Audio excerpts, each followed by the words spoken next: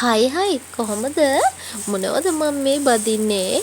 පේනවද මොනවද බදින්නේ කියලා? ඔව් මං අද විශේෂ කෑමක් හදන්නේ. අද රෑට ආසම ආස දෙයක්. ඉතින් මම ආසයි කොත්තු කන්න. මම විතරක් නෙමෙයි අපේ ගෙදර චූටි බබත් ආසයි කොත්තු කන්න. ඉතින් මම මේ මුලින්ම කරන්නේ කඩේ තියෙන පරාට පැකට් එක අරගෙන ඇවිල්ලා කූල් යන්න එළියෙන් තියලා තෙල් දාන්නේ නැතුව මේ විදිහට රන්වන් පාට වෙනකම් බැද ගන්න. ඔයා මේ විදිහට හදලා නැත්නම් හදලා බලන්නකෝ.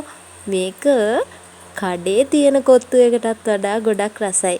ඉතින් මේ තියෙන්නේ මම ගත්ත රසකාරකය ඉඟුරු සුදු ලුණු විතරයි. වෙන රසකාරක මුකුත් එකතු කරන්නේ නැතුව එළවලු ටිකයි චිකන් ටිකයි පරාට ටිකයි දාලා රසම රස කොත්තුවක් හදන්න තමයි මේ ලෑස්ති වෙන්නේ. මුලින්ම තෙල් පොඩ්ඩක් යහමින් දාගෙන මම දානවා සොසේජස් ටික ඉස්සරලම දාලා ටික බැදුනට පස්සේ මම එකතු කරන්නේ රසකාරකේ ඉඟුරු සුදු ලුණු. ඔන්න ඔය ටික තමයි රසකාරක විදිහට මම එකතු කරගන්නේ. ඉතින් මෙන්න මේ විදිහට ඉඟුරු සුදු ලුණු ටික රන්වන් පාට වෙනකන් තෙලේ බැද ගන්න ඕනේ. මේ වෙලාවේ මාර සුවඳයි මුළු කුස්සියම. ඉතින් මේ විදිහට හොඳට තෙලේ බැද ගන්න. මෙන්න මේ වෙලාවේ මාරම සුවඳයි රෙස්ටෝරන්ට් වල සුවඳමයි එන්නේ. ඊට පස්සේ මම එකතු කරා විශේෂ දෙයක් කරපිංචයි අමු මිරිසුයි මාළු මිරිසුයි. මේ ටික මේ විදිහටම එකතු කරලා බලන්න. ඔයාගේ කොත්තු එක මාරම රසයි. ඊට පස්සේ එකතු කරේ කැරට්, ලුණු, ගෝවා. මේ ටික හොඳට තෙලේ ටෙම්පරාදු වෙන්න දෙන්න. මම මේකට ලුණු කුඩු ටිකකුත් එකතු කරා. මේ විදිහට හොඳට එළවලු ටික තඹ ගන්න. එතකොට කොත්තු එක ගොඩක් රසයි. අපි නූඩල්ස් හදනකොට එළවලු බාගෙට තැම්බුවට කොත්තු එකට හොඳට එළවලු තැම්බෙන්න ඕනේ. පේනවනේ එළවලු එක හොඳට මැලවිලා තියෙනවා.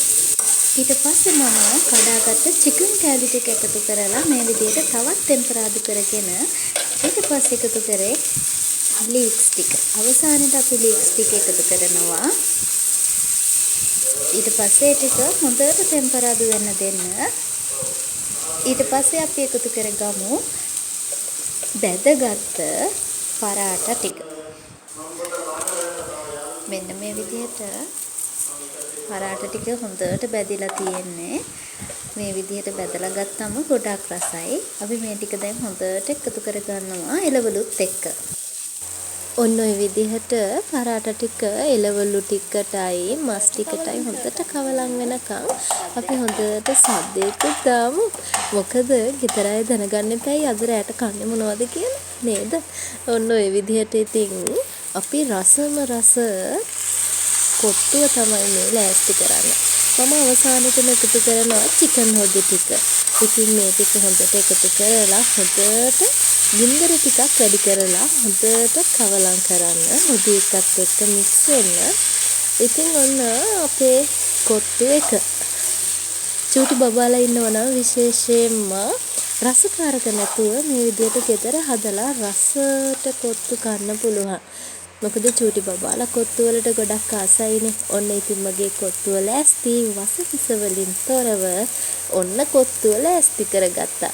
ඉතින් මගෙත් එක්ක බලන් හිටපු ඔයාට ගොඩාක් ආදරෙයි. දිගටම එකතු වෙලා ඉන්න. තවත් දවසක ලස්සන වීඩියෝ එකකින් හම්බ වෙමු. ගිහින් එන්නම්. සුබ දවසක් හැමෝටම.